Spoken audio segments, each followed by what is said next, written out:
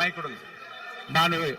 மாண்புமிகு எதிர்கட்சி தலைவர் பேரவைத் தலைவர், நீங்க உட்காருங்க. நேற்று நான் பேசும்போது சில அமைச்சர்கள் குறுக்கிட்டு பேசினாங்க, அதற்கு நீங்க அனுமதி கொடுத்தீங்க. அதே மாதிரி இன்னைக்கு முதலமைச்சர் பேசும்போது சில வார்த்தைகள், தவறான வார்த்தைகள் பேசுறாரு. அவர் பார்ட்டி ஃபண்ட் அப்படின்னு சொல்லியிருக்கிறாரு. அவர் அமைச்சர் அந்த பார்ட்டி ஃபண்ட் எந்த பார்ட்டின்னு கூட சொல்ல தைரியம் இருந்தா சொல்லுங்க, நாங்க அதெல்லாம் ஃபேஸ் பண்ண தயாரா இருக்கோம். எதையும் ஆதாரத்தோடு எதையும் பேசுங்க. நீங்க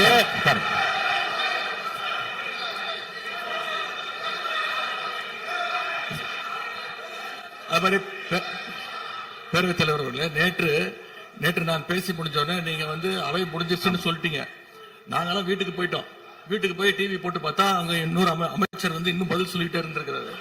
அதற்கெல்லாம் நாங்க இப்ப என்ன பதில் இது, என்ன மரபு இது? நீங்க இப்ப பேசிக்கிட்டே இருப்பீங்களா? நாங்க அதை பார்த்துக்கிட்டே இருக்கணுமா?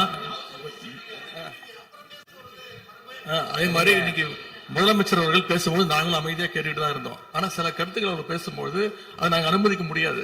ஆதாரத்தோடு ஏதாவது பேசணும்னா, குற்றச்சாட்டுகள் சொல்லும் போது ஆதாரத்தோடு சொன்னீங்கன்னா அதை நாங்க ப்ரூவ் பண்றதுக்கு தயாராக இருக்கு. மாண்புமிகு உறுப்பினர் அவர்கள் இருங்க.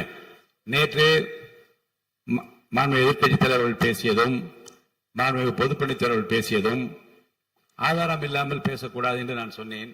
ஆய்வு செய்து நீக்கப்பட வேண்டியது நீக்கும் என்று சொன்னேன்.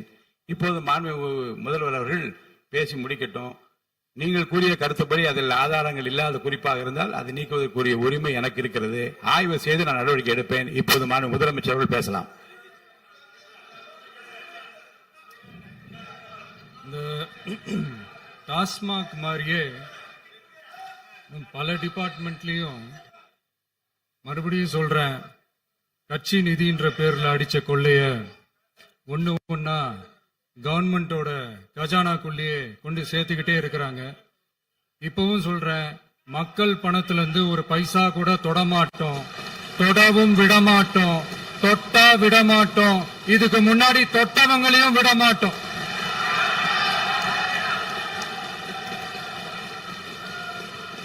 ஒவ்வொரு ஊழலா வெளியில வரும் போலே, ஒவ்வொரு வேஷமா கலைஞ்சிரும் போலே, இங்க இருக்கிற நிறைய பேரு நடுங்கி போய் இதுல நம்ம மேல அவதூறு வேற. இப்ப புதுசா ஒரு வெப்பன் ஒண்ணு கொண்டு வந்திருக்காங்க. அது என்ன தெரியுமா? அவங்க தயவால தான் நம்ம ஆட்சி நடக்குதான். மக்கள் தயவால இந்த ஆட்சி நடந்துகிட்டு இருக்கு. மனசாட்சி உள்ள சக்திகளோட ஆதரவால இந்த ஆட்சி நடந்துகிட்டு இருக்கு. நாங்க தான் அனுப்பி வச்சோம் அப்படின்றாங்களே. அனுப்பி வச்சவங்களுக்கு மினிஸ்ட்ரியில இடம் கொடுத்தா ஏன் கதறீங்க? ஏன் இவ்வளவு கோபம்? ஏன் இவ்வளவு கதறல்ஸ்? இதுல இன்னொரு முக்கியமான விஷயம், மார்க்சிஸ்ட் கம்யூனிஸ்ட் கட்சி நமக்கு ஆதரவு கொடுத்தது சுயேட்சையா எடுத்த முடிவுன்னு சொல்றாங்க. அதே மாதிரி இந்திய கம்யூனிஸ்ட் கட்சி நமக்கு ஆதரவு கொடுத்தது சுயேட்சையா எடுத்த முடிவுன்னு சொல்றாங்க. இதுல எங்க இருந்து நாங்க தான் அனுப்பி வச்சோம்னா புரியலையே. மக்களுக்கு நல்லா புரியும், எல்லாத்தையும் தெளிவா பார்த்துக்கிட்டு இருக்கிறாங்க.